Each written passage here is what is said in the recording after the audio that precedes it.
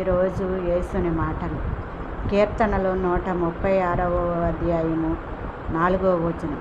ఆయన ఒక్కడే మహత్కార్యములు చేయువాడు, ఆయన కృప నిరంతరముండునుగాక.